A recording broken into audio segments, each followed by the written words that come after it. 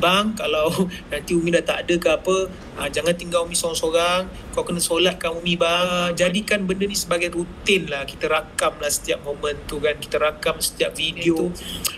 Misi Syamil adalah untuk menyumbangkan seberapa banyak pahala yang boleh kepada arwah Umi lah. Itu je lah. Jadikan kuburnya satu taman daripada taman syurgamu ya Allah. Secara jujurnya Syamil sebagai anak sulung dalam keluarga ini dan juga dua orang adik perempuan saya dan juga ayah saya dan Ernie, kami memang sangat masih lagi dalam keadaan macam tak percaya, sebenarnya macam tak percaya, macam mimpi je segala yang berlaku dengan cepat, dan sedih mestilah sedih, tapi at the same time mungkin Syamil dan Ernie, kita orang lebih kepada mencari video-video yang boleh menenangkan hati kita, macam contoh video-video ceramah-ceramah yang membincangkan mengenai kematian, yang mana benda tu sebenarnya sedikit sebanyak walaupun tak dapat nak mengubat hati yang tengah rindu, tapi at least menenangkan sedikit lah hati. Sebenarnya masa sebelum Umi Syamil meninggal pun, Syamil, kita ni mungkin dalam hati ni kita tak tahu kan ajal mau di tangan Tuhan, tapi kita just buat persediaan hati ni lah. Macam Syamil dah mula tengok sikit-sikit, membayangkan sikit-sikit video-video ceramah daripada Ustaz yang memang kerap daripada sebelum ni Syamil tengok adalah daripada Ustaz Khalid Basalamah yang daripada Indonesia. So memang itu yang kerap Syamil dengar hingga sekarang pun. Selepas selesai pengumian pun, balik rumah pun dah selesai, dah ada free time sikit, Syamil dengar hingga ke hari ni masih lagi mendengar, sebab mungkin sedikit sebanyak ceramah tu dapat menenangkan sedikit lah hati kita ni, sambil membayangkan apa keadaan Umi kita berada di alam sana. And Syamil pun akan share pada adik-beradik, pada Ernie, pada ayah, and diorang pun macam Syamil cakap, sedikit sebanyak walaupun tak dapat mengubati hati yang terluka kerana pemergian, dapatlah menenangkan sedikit hati tu. Ayah dah 32 tahun bersama dengan Umi. Kalau Syamil sendiri pun dah dalam 28 tahun pun terasa kesedihannya.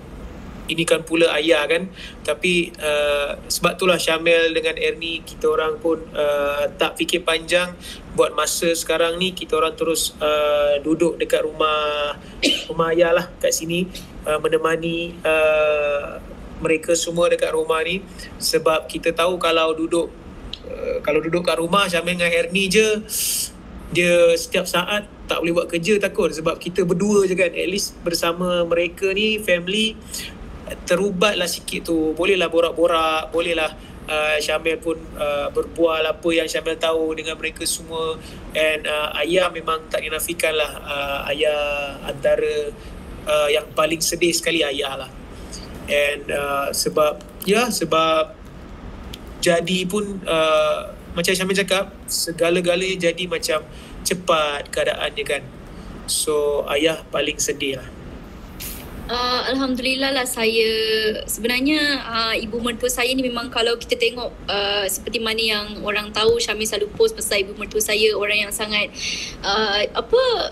dia joyful, sangat-sangat sporting, dan macam itulah ketika dia bersama dengan saya juga, walaupun sporting dan sebagainya, tapi beliau tak lekang dekat mulut untuk memberi pesanan, terutamanya sebab ialah saya berkahwin dengan anak sulung kan, anak sulung beliau, anak lelaki pula tu. Jadi banyak sangat pesanan, especially pesanan tentang soal menjaga keluarga. Dan yang saya paling ingat, of course lah, ada yang Syamil post dekat Instagram Syamil tentang macam mana kalau kita keluar daripada rumah tu, of course kita kena sentiasa berdoa, minta pada Allah supaya dilindungi. Jadi that kind of pesanan yang Umi memang selalu share dekat kita semua. Dan saya sebenarnya, to be honest, banyak sangat belajar. Walaupun 5 bulan tu adalah waktu yang orang kata sangat singkat, tapi untuk saya 5 bulan yang cukup padat dengan info-info. Setiap kali kalau saya datang ke sini, Umi memang akan suruh saya duduk depan dia dan berborak sangat banyak. Dan Alhamdulillah, sebanyak ilmu tu saya akan pakai sampai bila-bila, insyaAllah. Ya, mungkin sebab kita orang ni, mungkin orang cakap macam mana daripada kecil sampai ke besar, Syamil pun tak pernah pergi ke asrama. Ernie pun memang sedia maklum maknya dengan parentsnya yang akan membawa Ernie ke mana-mana sampailah ke besar pun. So dia kan cerita masa baru kahwin pun kelakar juga kan, sebab kita orang yang sebenarnya tak boleh nak keluar pun rumah kan. So 3 hari rumah ni, 3 hari rumah sana, 3 hari rumah ni. Nasib baik masing-masing ada satu dekat Kelang, satu dekat Ampang kan. So itulah dia. Kelakar juga tempoh kalau ingat balik. Rindu banyak. Syamil kalau nak cakap pasal rindu, disebabkan Syamil pun membesar dalam rumah ni, kadang-kadang kalau simen melekit pun kita dah teringat dah, sebab mak yang akan lap kan. Lepas tu Syamil, disebabkan Syamil mungkin dulu selalu bawa family keluar pergi makan, keluar pergi kita pergi sama-sama bercuti. So hampir keseluruhan tempat di Kuala Lumpur ni dan di Lembah Kelang ni hampir semua dah pergi bersama. So kalau dah keluar rumah tu, masuk simpang sini, kita dah teringat dah. Masuk kedai makan ni, kita dah teringat dah. Segala makanan yang kita makan pun, kita akan teringat dah. So, itulah Syamil, macam yang Syamil pesan juga pada semua.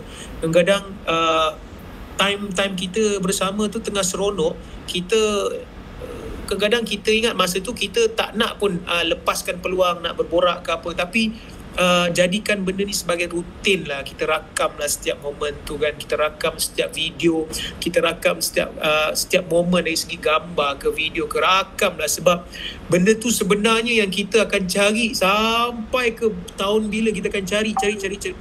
Sebab Syamil tengok pun dekat komen, ramai yang komen tak sempat ambil gambar dengan arwah mak, arwah bapa, tak sempat ambil video. So benda tu kalau nak membayangkan, kena tutup mata sekadar membayangkan. Yang mana pada Syamil, walaupun macam Syamil cakap dah ada video pun, dah ada gambar pun, benda tu tak dapat sebenarnya nak menghilangkan rasa sedih dan rindu. Tapi bolehlah sedikit menenangkan hati. Okay, Syamil nak share sikit lah. Ketika arwah Umi Syamil hidup, dia tak lekang dengan ilmu, dengan segala nasihat. Dan setiap kali kadang-kadang dia call bila saya datang rumah ke, dia suruh duduk depan dia. Even bila kita orang dah kahwin pun, kalau jumpa pun kadang dia akan duduk depan, suruh duduk depan, akan cakap macam mana semua kan. So nasihat-nasihat semua Syamil jadikan. Masa tu kita just fikir, kita buat je lah macam ni. Tapi sekarang ni bila dah tak ada tu, dia akan betul-betul bersungguh-sungguh lah membuat tu kan. Supaya apa? Sebab kita tahu bila kita buat tu, dia punya pahala tu boleh mengalir dekat dia juga.